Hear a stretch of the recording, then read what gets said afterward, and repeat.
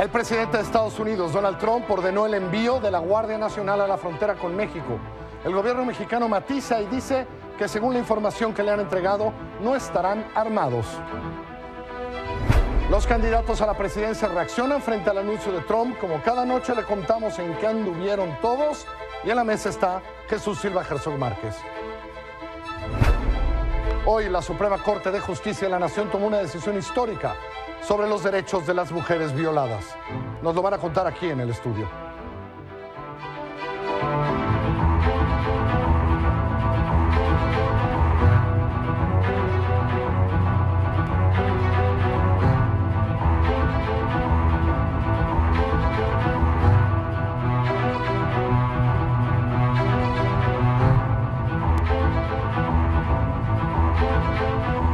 Buenas noches, bienvenidos. Yo soy Carlos Pucho, esto es Milenio Televisión. Son las 10 de la noche, hoy es miércoles 4 de abril del año 2018. El día de hoy, el presidente de Estados Unidos, Donald Trump, firmó una proclamación en la que ordena el despliegue de la Guardia Nacional en la frontera sur del país. A través de un memorándum, Trump le aseguró a sus secretarios de Defensa y de Seguridad Interior, así como al fiscal general estadounidense, que la situación en la frontera, según él, ha alcanzado puntos de crisis. De acuerdo a la agencia AP, el documento ordena a la Secretaría de la Defensa apoyar al Departamento de Seguridad Interior en asegurar la frontera con México para frenar el flujo ilegal de personas y de drogas. Hoy mismo, la secretaria de Seguridad Interior, Kirstjen Nielsen, informó que el presidente ya ordenó el despliegue de la Guardia Nacional en la frontera y que esto ocurrirá inmediatamente, tan pronto y hoy en la noche comenzará tal despliegue. The President has directed the National Guard personnel be deployed to the southern border. The Department of Defense, as you know, has long supported the efforts of DHS to protect our nation's borders. This includes ongoing counter-narcotic missions, infrastructure construction, persistent surveillance operations training, and aerial support throughout the Western Hemisphere. Does that mean that troops could be heading to the border as soon as tonight? It does mean that, but what it also means is we will do it in conjunction with the governors. I want to be very clear, this is Title 32, so the governors retain control of the National Guard within their region. El presidente Enrique Peña Nieto dijo hoy, después del preanuncio, digamos, de Donald Trump, que el gobierno mexicano todavía esperaría que Estados Unidos aclarara los términos del envío de las fuerzas militares a la frontera sur para dar su posición. Y todavía no ha ocurrido, y lo que eventualmente ocurra, evidentemente, ante el esclarecimiento que el gobierno de México ha solicitado de la autoridad norteamericana ante estos postulados, el gobierno de México tendrá una posición. Esperemos a que llegue el momento, esperemos a cuál sea la definición, el esclarecimiento que nosotros tengamos, y eso nos dará pauta a tener una posición. Unas horas después, la Secretaría de Relaciones Exteriores informó que en su gira de trabajo por Washington del día de hoy, el canciller Luis Videgaray tuvo un encuentro con la secretaria de Seguridad Interior, con la señora Nielsen.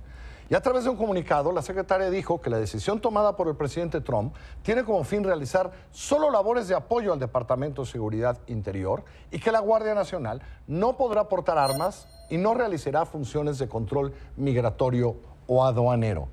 También dice el comunicado de la Secretaría que no es muy diferente esto a lo que había hecho en algún momento George Bush y Barack Obama, como se lo anunciamos. Con una diferencia que no está en el comunicado, en esos dos momentos había algunas crisis, por ejemplo, la de menores no acompañados. Crisis que, como le vamos a contar ahora, no existe. Ante las declaraciones del presidente de Estados Unidos, el Senado solicitó al gobierno federal suspender la cooperación en materia de migración y combate al narcotráfico con este país. Hoy, la senadora Laura Angélica Rojas, presidenta de la Comisión de Relaciones Exteriores, hizo un llamado a diputados y senadores norteamericanos para que igualmente pidan a Trump que cambien la forma que se ha conducido con México y con los mexicanos.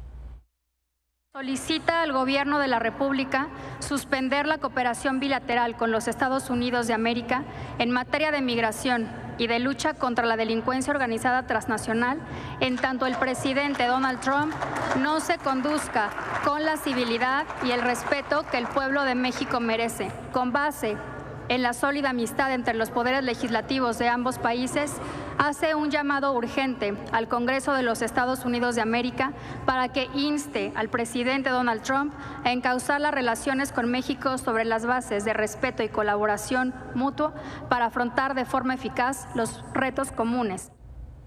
El gobierno de Estados Unidos no ha informado con precisión cuántos agentes de la Guardia Nacional serán desplegados en la frontera con México. Hoy, los 3.000 kilómetros de frontera entre México y Estados Unidos están cuidados y no están mal cuidados. La patrulla fronteriza nació en 1924 y en 1993, hace 25 años, su estatus fue modificado y ampliado con el fin de disuadir el cruce ilegal de migrantes. Hoy, 18.600 agentes de la patrulla fronteriza resguardan la frontera. 18.600 a lo largo de una frontera con 9 puertos de entrada y 135 estaciones de la patrulla fronteriza, 74 aéreas y marítimas. Eso, ahí. Pero la frontera también la cuidan desde el aire. 866 pilotos, agentes aéreos le llaman. Hay además 337 agentes marítimos, 1.500 equipos caninos, 375 patrullas a caballo. Desde la llegada de Donald Trump a la Casa Blanca, los cruces ilegales y las detenciones de hecho han ido a la baja. En el año fiscal 2017, que terminó en octubre, las detenciones en la frontera habían bajado 27% en comparación al año anterior. En los 6 meses que van de este año fiscal, en 4 meses las detenciones han sido menores al mismo mes del año anterior. Le doy un dato. Durante el primer mes de Donald Trump en la presidencia, en febrero del 2017, las detenciones de migrantes en la frontera bajaron 39%. Toda esta paranoia trumpiana le empezó una mentira. La mentira que había una caravana que quería llegar ya a Estados Unidos y que venía de Centroamérica sin ningún control. Que realmente era una caravana de protesta por el trato de derechos humanos y de recordatorio de los migrantes, que se llama Vía Crucis Migrante. También mintió Trump al decir que esta ya no existía, que el gobierno mexicano le había hecho caso y la había parado. Esta está ahí. Está detenida en el municipio de Matías Romero, en Oaxaca. Sus organizadores esperan que mañana avance a Veracruz. El Instituto Nacional de Migración inició un censo de los integrantes de la caravana, entregó 250 pases de salida y oficios de regularización a los centroamericanos que pudieron comprobar algún tipo de identidad. La organización Pueblos Sin Fronteras anunció que la caravana, que se realiza por cierto cada año desde el 2010, con el fin de visibilizar la problemática que enfrentan los migrantes, en esta ocasión se va a quedar aquí, en la Ciudad de México. El gobierno de Estados Unidos tiene sus leyes y se respetan y se ejercen. En cuestión del gobierno de Trump, o sea, el presidente Trump pues a veces hace estas cosas como aventar tweets, hacer un tipo de caos. Creemos que es una manera irresponsable, pero de ahí de todo, si él quiere construir su muro, pues que lo construya, a su derecho. Lo que sí no es volver a México en caos y querer forzarnos a hacer lo que él quiere, porque simplemente se lo imagina.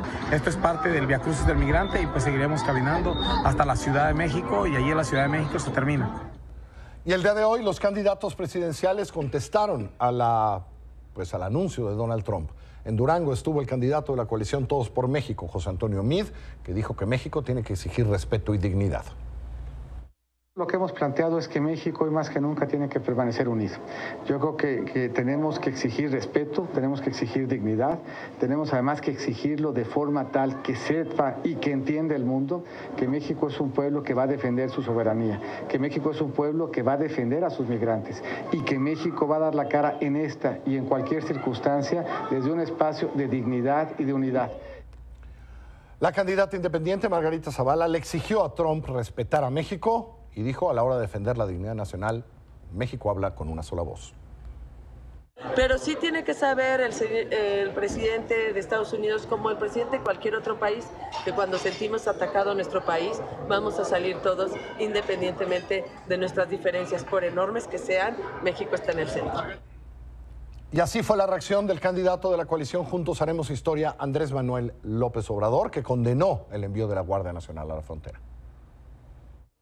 La relación con Estados Unidos tiene que ser una relación de respeto mutuo. No aceptamos la construcción del muro con nuestra frontera. No aceptamos el uso de la fuerza la militarización de la frontera. No se resuelven así los problemas. La paz y la tranquilidad son frutos de la justicia. Y el candidato de la Coalición por México al Frente, Ricardo Anaya, lamentó la falta de firmeza del gobierno mexicano sobre las reiteradas amenazas de Donald Trump. Yo lamento la falta de firmeza del gobierno federal mexicano frente a estas reiteradas amenazas y amagos del presidente de los Estados Unidos. Estoy convencido de que México debe asumir una posición de mayor firmeza y de dignidad frente al gobierno de los Estados Unidos. Vamos por una relación de mayor firmeza, de dignidad, pero sobre todo de cooperación mutua, en donde no solamente se pongan en la agenda las prioridades y las preocupaciones del gobierno estadounidense. Jesús, ¿cómo estás? Muy buenas noches. Hola, Carlos. Un par de cosas para antes de que comentes con una pregunta. No hay ninguna crisis en la frontera. No existe, nadie la reconoce, no hay ninguna. Y es un anuncio presidencial enorme, con conferencia de prensa, diferente de Barack Obama y George Bush, un poco se escondían en estas crisis. Y sigue cumpliendo lo que creíamos que iba a cumplir, lo que algunos creíamos que iba a cumplir hace 3 años. Y de repente dicen, no, pero no van armados, solo van a ayudar a los otros. En fin. Mira, a mí me parece que es un acto de una hostilidad verdaderamente inusitada. Y sí creo que la posición del gobierno mexicano es realmente lamentable. Coincido con lo que dice, por cierto, Ricardo Anaya, que me parece que tuvo en esta jornada la posición más clara de lo que debería hacer México frente a esta crisis. Porque lo que me parece lamentable es que lo que vemos en el comunicado de la Secretaría de Relaciones Exteriores es que el gobierno mexicano se convierte en vocero del gobierno de los Estados Unidos, en donde está haciendo suya la interpretación y la defensa del gobierno de los Estados Unidos y no está planteando una posición propia. No hay ningún acto de rechazo, de repudio, de expresión de la molestia del Estado mexicano frente a este acto de hostilidad. Lo que se escucha y lo que se puede leer en el comunicado de Relaciones Exteriores es que México está comprando la interpretación de nuestros agresores. Este es un acto claramente de agresión que debería ser respondido no con aspavientos, pero creo que con decisiones mucho más firmes. Anunciar que no podemos estar cooperando en materia migratoria con quien tiene estos gestos tan hostiles y tan agresivos. Llamar de inmediato a la que todavía es embajadora de los Estados Unidos en México para consultas, para expresar la molestia del gobierno mexicano. No escuchamos eso y yo creo que es una nueva ratificación de que el gobierno de Enrique Peña Nieto no tiene la menor idea de cómo lidiar con Donald Trump y las estrategias que ha usado han sido desastrosas. Diciendo que no debe ser fácil, ¿no? Porque este es un hombre que lleva 4 días de tweets en donde dice para la caravana o paro el TLC. Pues no paró, el gobierno mexicano no paró a la caravana, pero el otro dijo, ya paraste la caravana, pero horas más o sigo cancelando el TLC. ¿No? En estas locuras, sí. Porque insisto, no hay ninguna crisis en la frontera, están pasando menos que nunca, tienen miedo de pasar, no van por ahí. Es un invento total de Donald Trump. No, yo creo que nosotros compramos su lógica, eso es lo que tú dices en el comunicado, ¿no? Sí, bueno, yo creo que tienes toda la razón. No hay nadie en el planeta que haya logrado descifrar la psique de Donald Trump y sus impulsos, sus ocurrencias, sus bravatas. Pero sí creo que si algo hemos aprendido de estos meses, de este año que ya lleva en la Casa Blanca, es que la tibieza no es una buena manera de encarar a Donald Trump, que sí escucha cuando hay una posición de cierta rudeza frente a sus agresiones. Creo que hasta Corea del Norte nos podría dar algunas lecciones. Sí. Bueno, China que le puso aranceles hoy mismo en la mañana, China anunció aranceles en contra de los aranceles de Donald Trump, ¿no? Y creo que sí implica jugar muy distinto, y creo que necesita una estrategia que necesita considerar la rudeza. Y no esta forma acomodaticia de, digamos, pensar que no es realmente una amenaza, que no van a ir armados, que ya se había hecho antes, que es lo que puede decir el gobierno de los Estados Unidos, pero que no puede ser lo que se traga el gobierno mexicano, ¿no? Porque además, me parece que hay una lógica en donde él está en campaña. Stormy Daniels, ¿no? La actriz porno, las denuncias, sigue habiendo muchas cosas alrededor de la investigación. ¿Qué hace? Hace estas cosas surgidas de la nada porque tiene ahí una base que se la celebra. Bueno, yo creo que México ha sido desde el inicio de su campaña política, de su conversión como político, ha sido el centro de ataque preferido, porque creo que somos bastante cómodos para ser agredidos dentro de su retórica nacionalista. El problema es que nos hemos prestado con la dejadez a estos arrebatos de Donald Trump. Y creo que entiendo que es muy complicado lidiar con él y que todo el mundo está confundido, pero creo que ya tenemos buenas evidencias de que, como lo hemos hecho con Luis Videgaray desde aquella terrible visita, que así no debemos seguir, ¿no? Chucho, gracias, Carlos. Jesús, buenas noches. Déjame nada más, terminemos con las actividades de nuestros suspirantes. Ricardo Anaya, le decía, estuvo en Jalisco, ahí se reunió con universitarios en el ITESO, después fue a una concentración ciudadana. En su primer evento, Anaya hizo algo interesante. Se disculpó con las personas que pudieron sentirse lastimados por no obtener una candidatura con la coalición del Frente. Dijo, aquí hubo sacrificios fuertes en la vida interna de los tres partidos. Hay que ser humildes en la política y en la vida, y lo que yo expliqué es que la decisión de formar una coalición entre tres partidos pues implicó sacrificios fuertes en la vida interna de cada una de las fuerzas políticas. Es decir, hubo gente que hubiera querido ser candidata o candidato. No lo voy a personalizar, hay muchos casos, y lo que he dicho es que lo hicimos obrando con la mejor de las voluntades, y que por supuesto que si yo a alguien lastimé con alguna de mis acciones, por supuesto que le pido una disculpa. Pidió una disculpa hoy Ricardo Anaya. El candidato a la coalición Todos por México, José Antonio Meade, estuvo en Durango, y quien lo acompaña de parte de Milenio es Abraham Reza, que le tiene como todas las noches la información. Abraham, buenas noches. ¿Qué tal, Carlos? Muy buenas noches. Así es, el día de hoy el candidato a la presidencia continuó con su campaña rumbo a la elección del próximo julio. Esta ocasión lo hizo con sus simpatizantes aquí en Durango.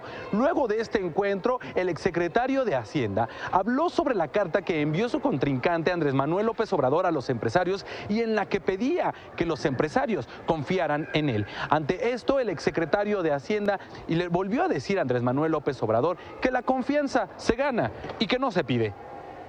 Yo creo que la confianza se gana con hechos, la confianza se gana con propuestas, la confianza se gana con trayectoria, la confianza se gana con experiencia. Yo creo que un candidato que necesita con una carta pedir confianza es porque ni su trayectoria, ni su experiencia, ni sus propuestas la acreditan. En mi caso, lo que acredita confianza es trayectoria, consistencia y propuestas. En este mismo encuentro, el candidato a la presidencia dijo que él ya entregó su declaración 3 de 3 y, de acuerdo con fuentes del IMCO, la entregó ayer por la noche. Sin embargo, José Antonio Meade volvió a reiterar que le parece insuficiente este formato, por lo que él ya trabaja en uno más completo. Pero lo que nosotros hemos dicho es que eso no es suficiente, que la 3 de 3, como hemos visto claramente en el caso tanto de Ricardo como de Andrés Manuel, lo que acredita más bien es su falta de transparencia y su opacidad. La 3 de 3 no coincide ni con el registro público de la propiedad y no coincide tampoco con la forma como han vivido. Por lo pronto es la información, Carlos. Mañana el candidato José Antonio Meade viajará a la Ciudad de México, donde se encontrará con sus simpatizantes. Muchísimas gracias. Mañana entonces le toca aquí la capital. Abraham, buenas noches. Muchas gracias a ti, Carlos, y muy buenas noches. Y el candidato de la coalición Juntos Haremos Historia, Andrés Manuel López Obrador, estuvo en Coahuila. Los detalles se los tiene mi compañero José Antonio Belmont. Buenas noches, José Antonio. Así es, Carlos, muy buenas noches. Hoy Andrés Manuel López Obrador estuvo de gira por Coahuila, por la mañana en el municipio de Monclova y por la tarde en la ciudad fronteriza de Piedras Negras. Desde aquí El candidato presidencial de la coalición Juntos Haremos Historia respaldó el diálogo entre la Iglesia y el narcotráfico a fin de frenar la violencia que se vive en el país. Esto luego de que el obispo de la diócesis de Chilpancingo, Chilapa, revelara que tuvo un encuentro con un capo de esta región, a quien le pidió comprometerse para que se frenen los homicidios en esa zona. Al respecto, López Obrador celebró esta iniciativa que tuvo justamente este obispo a fin de garantizar la paz y la tranquilidad en el país. Esto fue lo que dijo.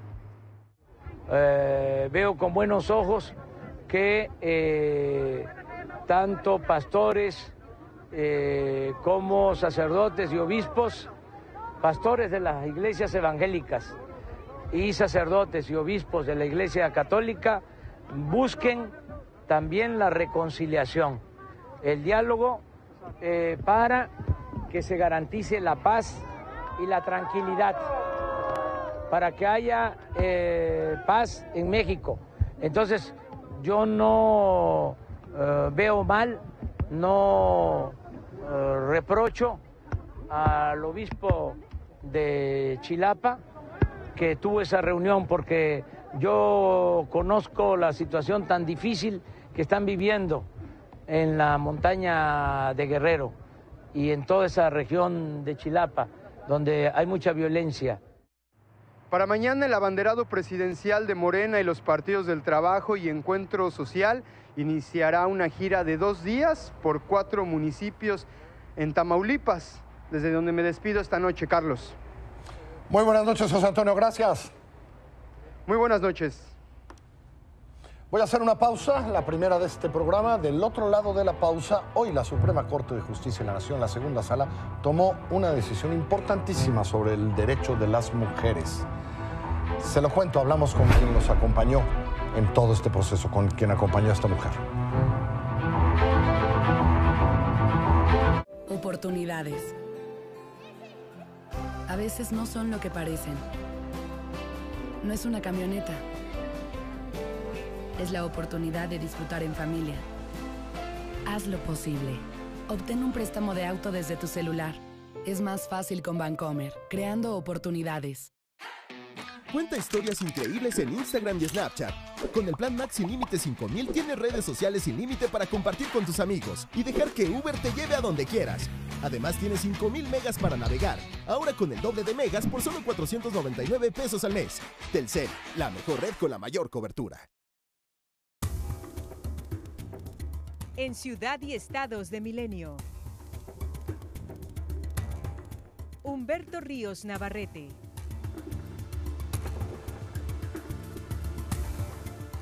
Emiliano Pérez Cruz. Susana Iglesias.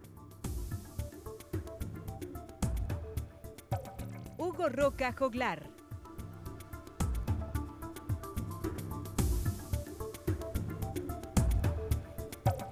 Milenio Diario, periodismo con carácter.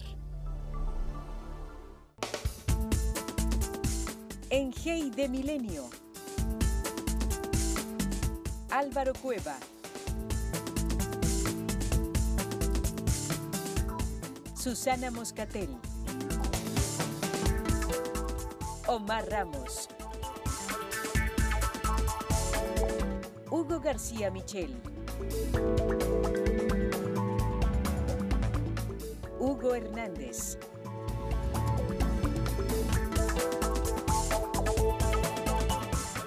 Milenio Diario, periodismo con carácter.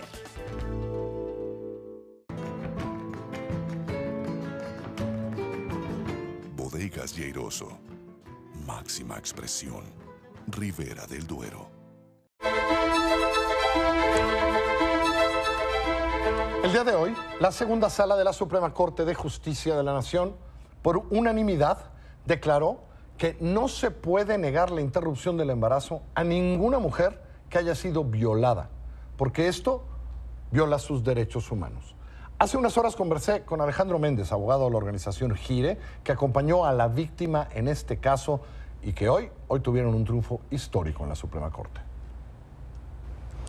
¿Cuál es la importancia real de la decisión hoy de la Corte? Sí, la importancia es que es la primera vez en la historia de la Suprema Corte que la segunda sala emite un pronunciamiento en donde establece que obstaculizar o negar el acceso al aborto por violación a las mujeres que derivado de esa violación tengan un embarazo y que quieran interrumpir es violatorio de sus derechos humanos, es violatorio de sus derechos reproductivos. Eso, más allá de lo que digan las legislaciones locales, de lo que digan. Es decir, si ese embarazo es producto de una violación, es violar sus derechos humanos. Así si ellas piden interrumpir ese embarazo y no se hace. Y no se lo hace o lo obstaculiza. La causal violación, junto con el aborto imprudencial, son las dos causales que están en todo el país. Sin embargo, en algunas existen algunos obstáculos adicionales.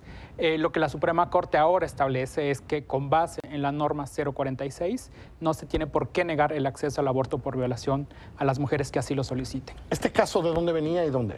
Este caso lo está acompañando Gire desde el 2016 en el estado de Morelos, en donde una adolescente de 17 años víctima de violación solicita al Hospital General de Cuernavaca el acceso al aborto por violación y con una resolución del Comité de Bioética, sin ninguna fundamentación ni motivación, le niega el acceso, considerando que puede continuar con el embarazo, a pesar de que la menor había solicitado el aborto por causal violación. Es decir, la menor pide el aborto, quiero creer que los padres están involucrados de alguna manera y los padres también no tienen ninguna objeción por el aborto. Al contrario. Y una comisión bioética dice no va a suceder. Exacto. Lo que dicen es puede continuar con el embarazo a pesar de la violación y a pesar de que también se había identificado una hidrocefalia severa en el producto. Bien.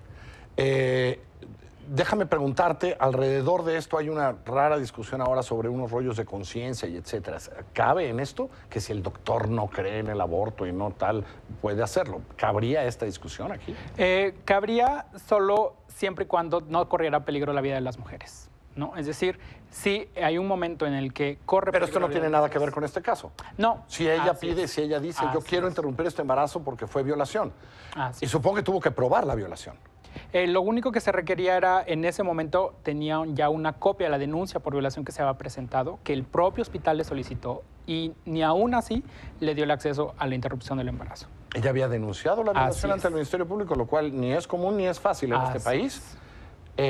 Y así se lo negaron. Así es. La tuvieron 15 días hospitalizada, dándole largas, y al final, con esta resolución del Comité de Bioética, dicen que tiene que continuar con el embarazo. Bien. Déjame preguntarte, aunque este es el caso que Gire ha acompañado, este no es un caso único. Efectivamente, Gire ha acompañado en los últimos años más de 25 casos en donde adolescentes, incluso a veces niñas de 12 años, han solicitado el acceso al aborto por violación y han obtenido algún obstáculo. Entonces, lo que esperamos es que con este pronunciamiento de la Corte haya un mensaje claro a todas las autoridades de este país que obstaculizar o negar el acceso al aborto por violación a una mujer es violatorio de sus derechos reproductivos. Y bueno, más que un mensaje, pues esto hoy es la ley.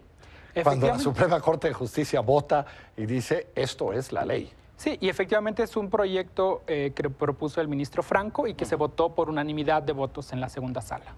Esto es contundente. Ya no hay mensajes que mandar, eso es lo que tiene que pasar. Felicidades a Gire. Muchísimas Abogado, gracias. muchas gracias por estar aquí. Gracias a ti, Carlos. Y hablando de mujeres y violencia, en Alvarado, en Veracruz, fue hallado el cuerpo de una mujer de 22 años, identificada como Jenny Seba Velasco. Tenía 9 meses de embarazo. El bebé está vivo. De acuerdo con la madre de la víctima, Jenny fue engañada por una mujer en un hospital del municipio de Lerdo de Tejada que le ofreció ropa de bebé regalada. Jenny nunca regresó. Autoridades estatales lograron recuperar al menor e identificaron a la probable feminicida como Brianda Padrón, por quien ofrecieron ya una recompensa de hasta $1 millón. El cuerpo de la joven fue hallado con el vientre abierto. Junto a ella se encontraba el bisturí con el que supuestamente se realizó el asesinato. Más de 20 días han pasado desde que Graciela Cifuentes y su hija Sol, profesora y estudiante de la UNAM, fueron asesinadas en su casa. A través de redes sociales, la familia de Graciela y Sol denunciaron que ambas fueron acuchilladas, estranguladas y después quemadas. Que Sol fue violada. Mis compañeras, Fanny Miranda y Jesús Vadillo, estuvieron ahí. Le cuentan la historia de quiénes eran estas mujeres. Mataron a Graciela y a la niña, estranguladas, y las incendiaron la casa.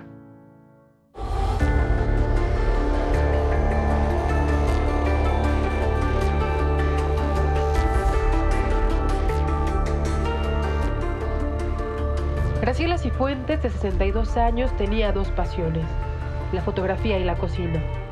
Era dinámica y muy activa. Desde muy temprano iniciaba el día. Benjamín, su expareja, contó que Graciela y él impartían clases de fotografía en su domicilio, lugar donde muchas veces se reunían amigos para hacer tertulias.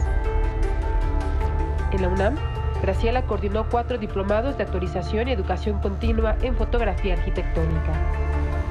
Graciela Sol, de 22 años, la hija de Graciela, estudiaba en la Facultad de Arquitectura. Le fascinaban los deportes, andar en bicicleta y patinar. Era una alumna destacada ya que le apasionaba su carrera, así que estudiar la absorbía totalmente. Cursaba el 8º semestre con muy buenas calificaciones, ya que su sueño era recibirse como arquitecta. En su cuenta de Facebook, Sol aparecen varias fotografías con sus perros. 3 de ellos fueron dados en adopción después del doble feminicidio. Esta casa donde vivían la heredó Graciela de su madre, pero resultó dañada tras el sismo del 19 de septiembre. Así que por el enorme valor sentimental para ella se propuso reconstruirla.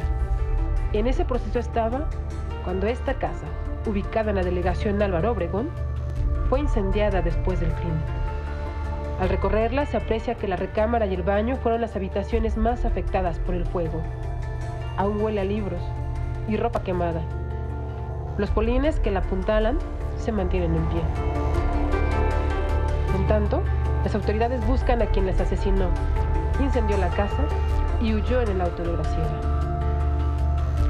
Con información de Jesús Vadillo, para Milenio Noticias, Fanny Miranda. Graciela era una persona muy dinámica. A las 5 de la mañana Graciela ya estaba aquí abajo preparándose. Se levantaba muy temprano, pasión, trabajar y esta casa. Graciela pues se dedicaba únicamente a su carrera, que la absorbía totalmente. Iba en el 8º semestre y llevaba muy buenas calificaciones. Su sueño era recibirse como arquitecta en la UNAM.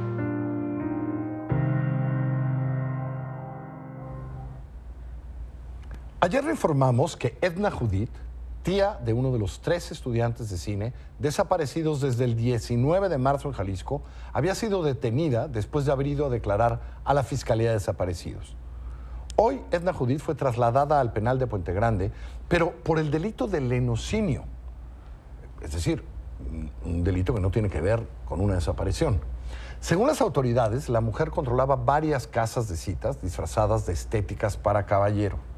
Según las investigaciones, Edna Judith fue quien había prestado a los estudiantes la casa donde fueron a filmar. Pero en sus primeras declaraciones ante la autoridad se contradijo varias veces.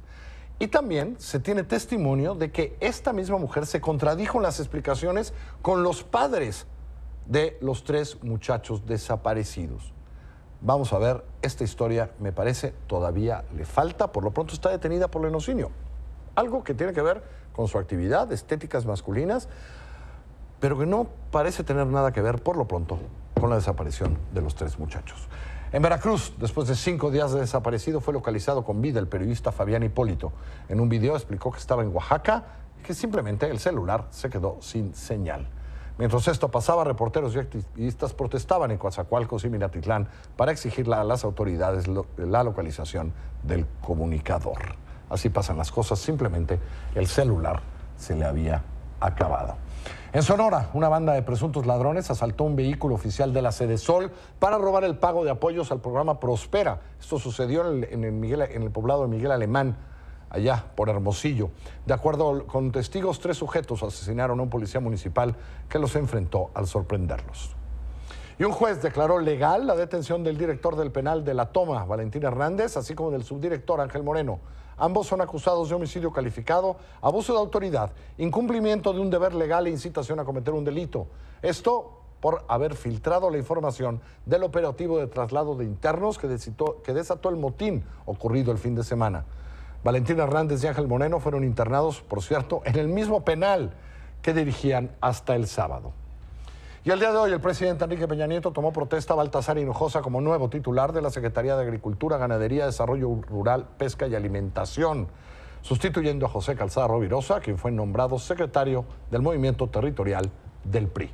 Peña Nieto le pidió a Hinojosa mantener la expansión del campo mexicano, etcétera, etcétera, pero le van a quedar 6 mesecitos de aquí a que encuentra cómo abrir la puerta.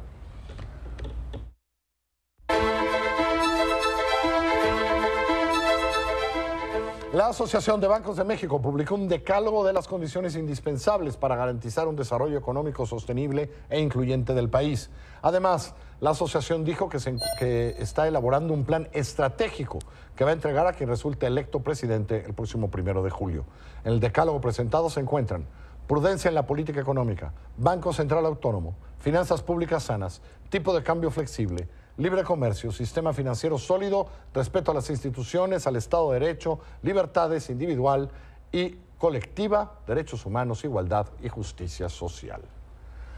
Hoy, la interbancaria cerró en 18 pesos con 17 centavos por dólar. Al menudeo, el verde se vendió en 18 pesitos con 74 centavos. Voy a hacer una pausa. Al regresar, ya lo comentábamos antes con Chucho Silva, hoy China sí le contestó a Donald Trump. Puso aranceles. Ahora volvemos. Oportunidades. A veces no son lo que parecen. No es una camioneta. Es la oportunidad de disfrutar en familia. Hazlo posible. Obtén un préstamo de auto desde tu celular. Es más fácil con Bancomer, creando oportunidades. Esta Semana Santa, ven a Veracruz. Aquí los amaneceres son tan inolvidables como su cocina. Solo en Veracruz está la emoción de ríos, montañas, la magia de nuestros pueblos y el color de las tradiciones. Aquí te despierta el sabor del café y te arrulla el sonido de las olas. Solo en Veracruz se contempla la grandeza de las zonas arqueológicas y la modernidad de un foro vanguardista. Solo en Veracruz todo es más bello. No te pierdas Veracruz, porque Veracruz está de vuelta. ¿Es la primera vez que MAPFRE se enfoca hacia los emprendedores en México? En general es la primera vez que desarrollamos un premio asociado a la innovación social. Sí, tenemos muchos premios relacionados con la sociedad, concursos, con la acción social. En este caso estamos buscando más el matiz de la innovación, ¿no? Porque pensamos que estamos en el mundo, en el momento de la tecnología y cómo aprovechar esas tecnologías, eso sí, desde un punto de vista social. La Conversación, viernes, 18:45 horas.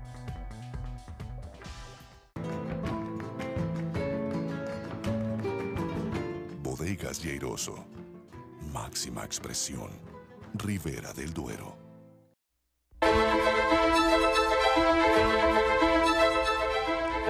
China anunció aranceles del 25% a productos de Estados Unidos importados por un valor de $50,000 millones.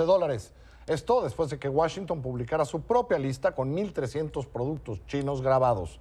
El Ministerio de Comercio chino enumeró un total de 106 familias de productos provenientes de la Unión Americana, ante los cuales está la carne, el whisky, productos químicos, cigarros, entre otros.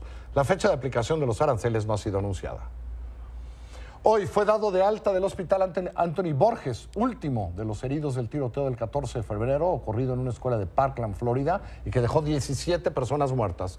Borges, de 15 años de edad, recibió 5 disparos mientras protegía a sus compañeros de clase durante el tiroteo. Una de las balas pasó cerca del hígado. El joven, de origen venezolano, fue intervenido quirúrgicamente en 9 ocasiones. Se les trajo una tercera parte de uno de los pulmones. Los médicos esperan que en los próximos meses su recuperación sea total. El creador y fundador de la red social de Facebook, Mark Zuckerberg, tendrá que comparecer este próximo 11 de abril ante el Comité de Energía y Comercio de la Cámara de Representantes de Estados Unidos. Esto con el fin de explicar las medidas que toma su compañía para proteger los datos de los millones de usuarios que conforman la red. Esto después de que a mediados de marzo se diera a conocer que la compañía privada Cambridge Analytica filtró los datos de 50 millones de usuarios. Esta semana se dio a conocer que realmente fueron 87 millones los usuarios afectados. El gobierno de Francia anunció que prolongará por 6 meses más el sistema de control en sus fronteras con otros países. Esto debido a la latente amenaza terrorista a la que el país se ha enfrentado desde los atentados ocurridos el 13 de noviembre del 2015. El gobierno francés notificó así a la Comisión Europea de sus medidas preventivas, extendiéndola hasta octubre de este año. El más reciente ataque terrorista en Francia ocurrió el pasado 23 de marzo, cuando un yihadista franco-marroquí asesinó a 4 personas. Hace unos minutos, la Corte Suprema de Justicia brasileña votó a favor de que el expresidente Luis Ignacio Lula da Silva, vaya a prisión y cumpla en prisión condena de 12 años por corrupción. Esto es de última hora. Lula va a ir a la cárcel.